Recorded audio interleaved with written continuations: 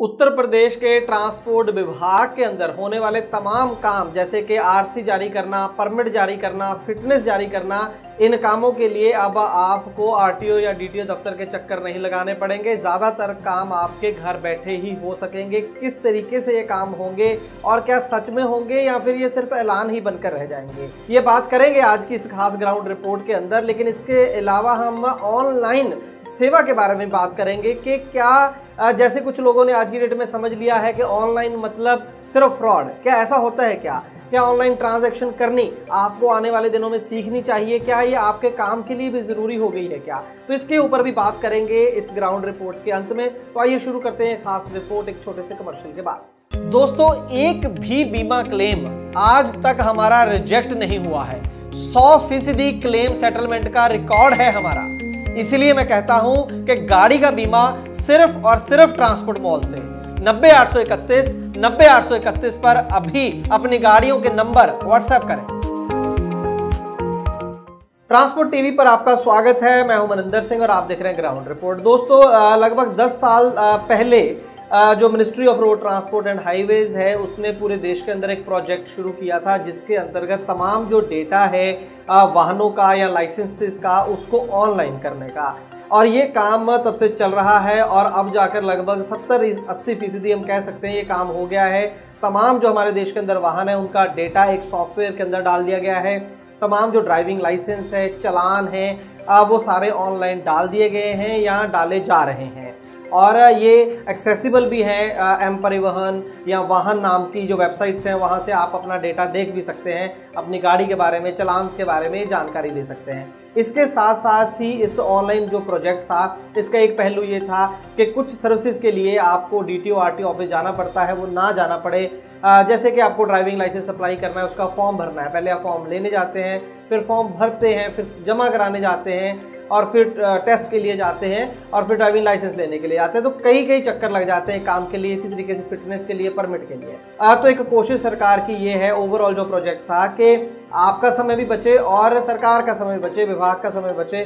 कम से कम लोग विभाग के अंदर रख के आप लोगों के जो काम है वो कर दिए जाएं। ये इसका एक मोटा ऑब्जेक्टिव था जो ये पूरा कंप्यूटरीकरण ट्रांसपोर्ट विभाग के अंदर किया गया है। ये जो पूरा प्रोजेक्ट था कंप्यूटरीकरण का, ये राज्य स्तर पर होना था और कई राज्य इसके अंदर काफ़ी अग्रणी रहे हैं। बहुत पहले से, कई साल हो गए हैं। कुछ राज्य जो हैं देश के अंदर वो ये ऑनलाइन सेवा ऑलरेडी अपने लोगों को प्रोवाइड कर रहे हैं, लेकिन कुछ अभी धीरे धीरे ऑनलाइन करते जा रहे हैं। इसी कड़ी में जो नया प्रदेश है वो है उत्तर प्रदेश। उत्तर प्रदेश विभाग, ट्रांसपोर्ट विभाग ने हाल ही में ऐलान किया है कि उनके कई जो ज़्यादातर काम हैं वो ऑनलाइन अब कर दिए गए हैं। जैसे कि आरसी, नई गाड़ी की आरसी जारी करना, डुप्लीकेट ड्राइविंग लाइसेंस लेना, गाड़ी की फिटनेस लेना, परमिट आदि लेना, ये तमाम जो ज़रूरी चीज़ें हैं ये अब आपको ऑनलाइन घर बैठे बैठे ही आपको उपलब्ध हो सकेंगी। ये काम शुरू कर दिया गया है। ये जो ऐलान किया गया उसके बाद ट्रांसपोर्ट टीवी की टीम ने गाजियाबाद के एआरटीओ हैं विश्वजीत सिंह, उनके साथ फ़ोन पे बात की और उनसे पूछा डिटेल के अंदर कि क्या एग्जैक्टली क्या फ़ायदा होने वाला है। तो उन्होंने एक एक करके हमें पूरा जो प्रोसीजर है वो बताया। सबसे पहले तो इसको एक्सेस कहाँ से करेंगे, आप कहाँ से ये सेवा मिलेगी वो आपको बता देते हैं। आपको परिवहन विभाग की वेबसाइट के ऊपर जाना है। आप यूआरएल देख सकते हैं स्क्रीन के ऊपर।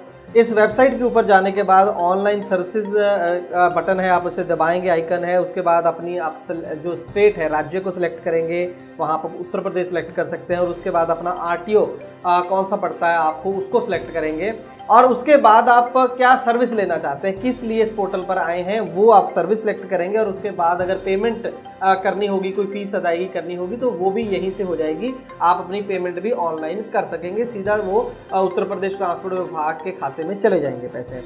तो अब मान लीजिए आपने फिटनेस करवानी है गाड़ी की, तो अब आपको ऑनलाइन ही आप अप्लाई कर देंगे। आप अपना आरटीओ सेलेक्ट करके आप फिटनेस पर जाके अपनी गाड़ी नंबर वगैरह डालेंगे और अप्लाई कर देंगे कि मुझे फिटनेस गाड़ी की करवानी है। ऑनलाइन पेमेंट भी वहीं पर हो जाएगी, आरटीओ दफ्तर जाने की ज़रूरत नहीं है। उसके बाद वहीं पर आपको टाइम स्लॉट दे दिया जाएगा कि इस तारीख को इतने बजे आप अपनी गाड़ी लेकर वहाँ पर हाजिर हो जाएं। और उसके बाद आप गाड़ी लेकर जाएंगे, उसके लिए तो जाना ही पड़ेगा, वो तो ऑनलाइन नहीं होगी। और वहाँ जाएंगे और आपकी गाड़ी की इंस्पेक्शन हो जाएगी और आपको फिटनेस सर्टिफिकेट प्रोवाइड कर दिया जाएगा। तो कम से कम जो आगे वाला हिस्सा है, जो अप्लाई करने वाला हिस्सा है, वो अब ऑनलाइन हो गया है यूपी के अंदर। इसके अलावा अगर आपको परमिट चाहिए तो परमिट भी आप ऑनलाइन ही उसकी एप्लीकेशन डाल देंगे कंप्यूटर के ऊपर ही, इंटरनेट के ज़रिए, और वहीं पर जो परमिट की फ़ीस बनती है वो फ़ीस जमा हो जाएगी।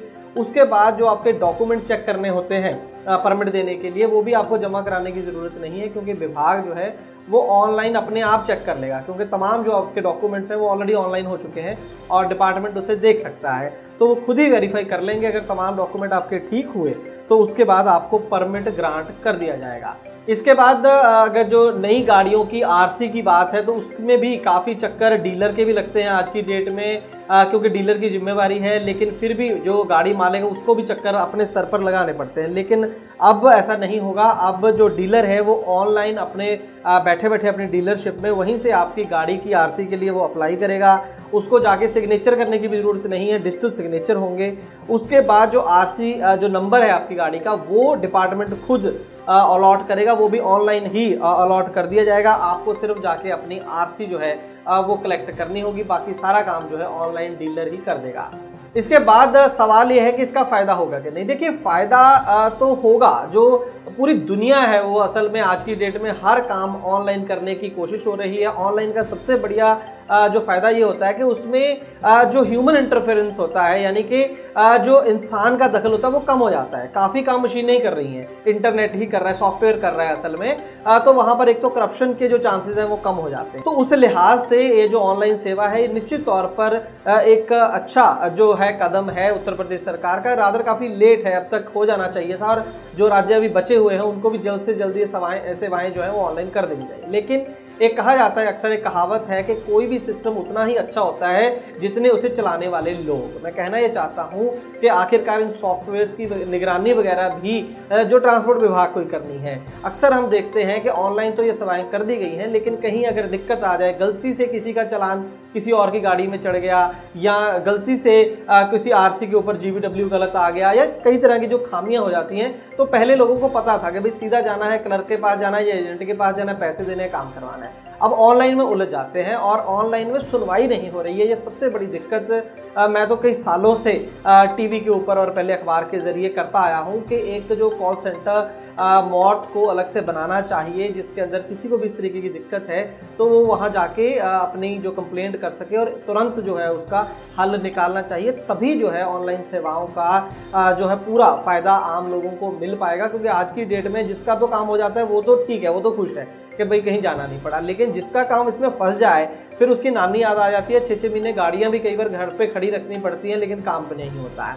अब अगर इसके अलावा हम बात करें कि क्या ऑनलाइन जो शब्द है, ऑनलाइन जो आज की डेट में सर्विसेज चल पड़ी हैं या ऑनलाइन पेमेंट्स अगर चल पड़ी हैं, क्या ये फ्रॉड होता है, क्या इसमें रिस्क है, क्या आपको ये करने से पहले डरना चाहिए क्या? तो इसके ऊपर मैं आपका थोड़ा सा 1-2 मिनट लेना ये चाहूँगा कि ये बिना वजह डरने की ज़रूरत नहीं है ऑनलाइन सेवाओं से। आप मुझे एक बात बताइए कि ये जो ऑनलाइन, ये इंटरनेट, ये तो 10-15 साल से आया है। उससे पहले से दुनिया चल रही है क्या? उससे पहले कभी ठगी नहीं होती थी क्या? उससे पहले कभी फ्रॉड नहीं होता था? तब तो जो सारी सेवाएं, जो पेमेंट लेन देन की मैं बात कर रहा हूं, खास करके किसी से भी हम फाइनेंशियल ट्रांजैक्शन करते हैं, किसी को पैसे देते हैं या किसी से पैसे लेते हैं, वो तो हम ऑनलाइन नहीं करते थे। तो फ्रॉड तो पहले भी होते थे और हज़ारों करोड़ों के फ्रॉड होते थे, हर दिन फ्रॉड होते थे। फ्रॉड आज भी हो रहे हैं। तो ऑनलाइन ऐसा कुछ नहीं है कि अगर ऑनलाइन है तो फ्रॉड जरूर होगा। कई केसेस में तो ऑनलाइन जो है वो ज़्यादा सेफ है। क्यों? जैसे आप मान लीजिए किसी को ऑफलाइन कैश देते हैं, किसी को आपने कैश दिया कि भाई ये कैश ले लो और ये मेरा काम कर देना, आपके पास कोई सबूत ही नहीं रहता है 95% केसों में कैश का, क्योंकि हम रसीद तो लेते नहीं है नॉर्मल के भाई रसीद दो हर बात की, नहीं लेते ना। तो कैश दे दिया, विश्वास के स्तर पर कहीं काम हो जाएगा, लेकिन बाद में जब वह काम नहीं होता है तो आपके पास कोई सबूत नहीं रहता है। कैश का ये सबसे बड़ा झंझट है। लेकिन ऑनलाइन में अगर आपने NEFT करी है, गूगल पे करा है, कम से कम आपके पास सबूत है, एक फाइनेंशियल वो सबूत है, कोर्ट में भी आप उसको दिखा सकते हैं कि देखिए ये पेमेंट मैंने फलां अकाउंट में डाली थी। तो ऑनलाइन उस लिहाज से ज़्यादा सेफ हो जाता है। लेकिन हाँ, हर कोई भी नया तरीका हो उसको करने का ढंग होता है। कार है, अगर मैं ये कहूँ कि कारों के एक्सीडेंट होते हैं या ट्रकों के एक्सीडेंट होते हैं, वाहनों के एक्सीडेंट होते हैं, तो इसका मतलब ये है कि आप वाहन चलाना छोड़ देंगे? नहीं, आप वाहन को ध्यान से चलाएंगे। तो मैं कहना ये चाह रहा हूँ कि ऑनलाइन ट्रांजैक्शन करने में आज की डेट में कोई दिक्कत नहीं है, लेकिन आपको संभल कर करनी है, बस ध्यान से करनी है। ऐसा नहीं है कि भाई ऑनलाइन करने से सिर्फ फ्रॉड ही होते हैं, ऐसा बिल्कुल नहीं है। ऑनलाइन रादर आपको सीखना चाहिए। अगर आपको ऑनलाइन सेवाओं का अच्छे से मजा लेना है तो इसके लिए ज़्यादा ज़रूरी ये है कि आप एजेंटों के ऊपर निर्भर ना रहें, आप खुद सीखें, इसको खुद यूज़ करना सीखें। आप खुद नहीं सीख सकते, अपने बच्चों को बोले, वो जल्दी सीख लेते हैं आज की डेट में, उनको बोले ट्रांजैक्शन करने के लिए, तो उससे आप जो है आपकी ट्रांजैक्शन ज़्यादा सेफ भी होंगी और आपको एजेंट को पैसे भी नहीं देने पड़ेंगे और आपका काम भी जल्द होगा। दोस्तों, अगर आपकी गाड़ी का बीमा खत्म हो चुका है और नए बीमे के लिए इंस्पेक्शन की जरूरत है तो ट्रांसपोर्ट मॉल को संपर्क करें। खर्चा तो कम होगा ही, देश के किसी भी कोने में आपकी गाड़ी हो, हमारा सर्वेयर वहां पर पहुंच जाएगा। इसीलिए मैं कहता हूं कि गाड़ी का बीमा सिर्फ और सिर्फ ट्रांसपोर्ट मॉल के प्लेटफॉर्म से 90-831-90-831 पर अभी अपनी गाड़ियों के नंबर व्हाट्सएप करें। ट्रांसपोर्ट टीवी को यूट्यूब पर अभी करें सब्सक्राइब और दबाएं बेल आइकन। फेसबुक पर लाइक करें हमारा पेज और ट्विटर पर भी करें फॉलो। ट्रांसपोर्ट टीवी, जानकारी लाभकारी।